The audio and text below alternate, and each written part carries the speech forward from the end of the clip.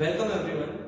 In our previous class, we have observed one example that is related with the actual Brayton cycle.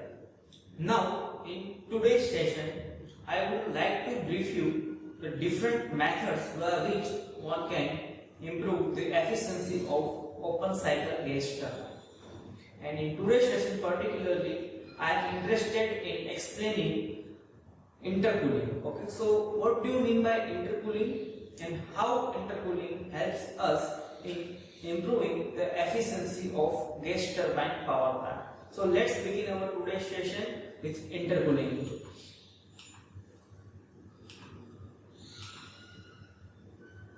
Open cycle gas turbine with intercooling. So what do you mean by intercooling? Intercooling is nothing but it is the way by which we need to cool the air between the two stages of compression. Okay. And again, to brief you this thing, let's observe this diagram here. In this diagram, you can say we have more than one compressor. Let's say we have two compressors.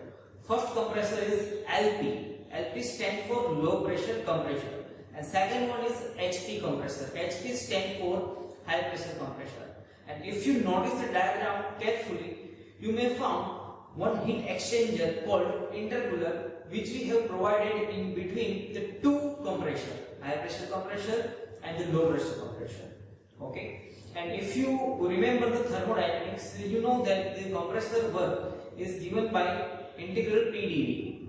Okay, or you can say for a given pressure limit, the compressor work is dependent on the volume of the fluid that is handled by the compressor.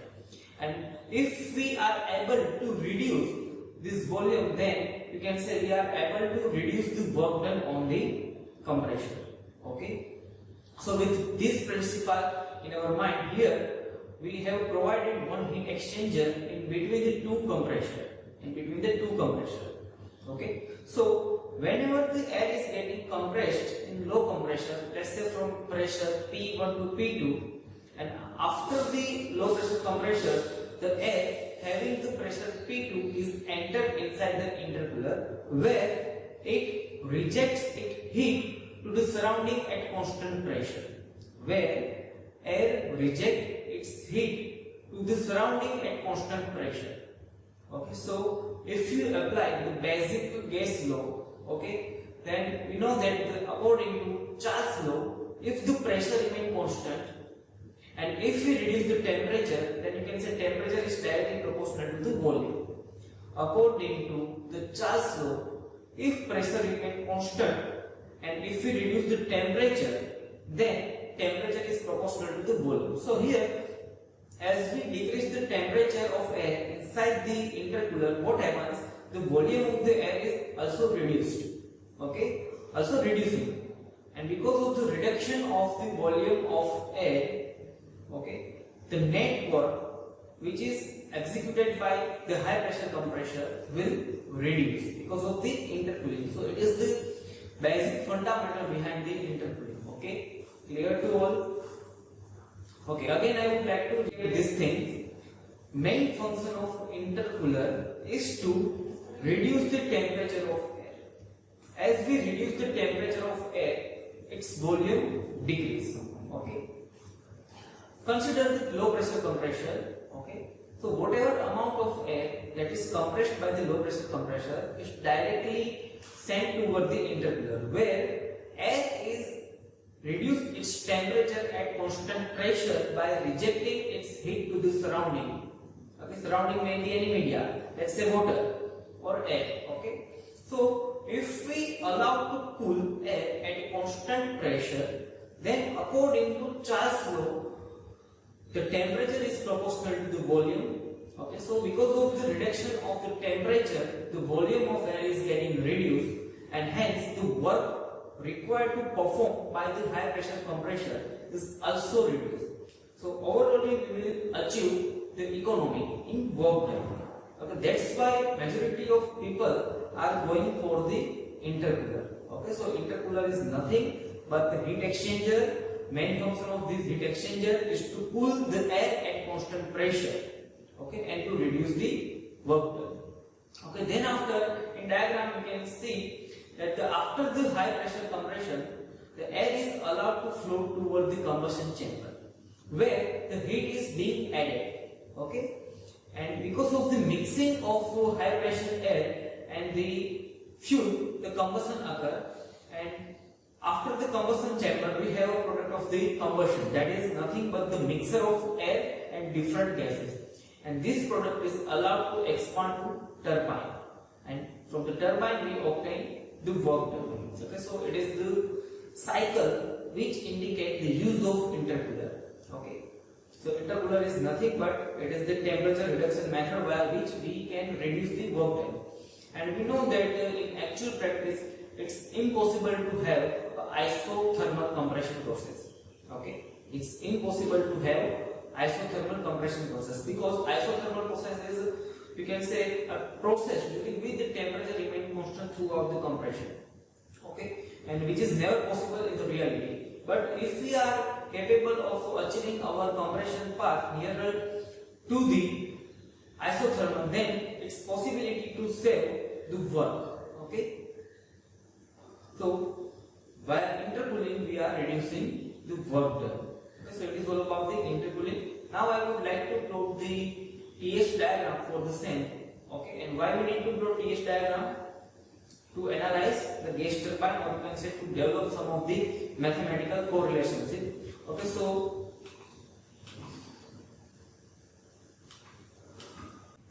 here in this diagram you can say 1 to 2 days is low pressure compression process, then after 2 days to 3 is intercooling, then after 3 to 4 days is high pressure compression, 4 days to 5 is heat addition process, or you can say combustion process, and 5 to 6 days is expansion in turbine.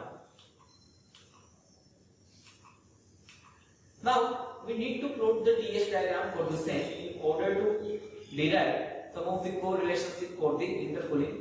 So here we have a system diagram. With reference to this system diagram, here I would like to plot the actual as well as theoretical TS diagram. So here you can say 1 to 2 days is our actual compression from pressure initial to the intermediate pressure. Okay, so here you can say in diagram 1 to 2 represent the ideal compression, while 1 to 2 days represent actual compression. Then after 2 to 3 is intercooling process which occur at constant pressure. Okay, then after 3 to 4 is ideal compression, while the 3 to 4 days is our actual compression. Then after we have a combustion process which is in between 4 days and 5, and again during the combustion we know that the temperature increase at constant pressure. Okay, so 4 days to 5 is combustion process during which temperature increase.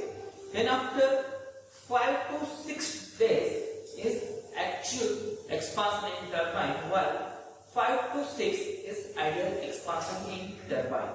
Okay, and 6 to 1 is, you can say, the exhaust. Okay, during which whatever the product of the combustion that is coming out of the turbine are allowed to thrown to the atmosphere.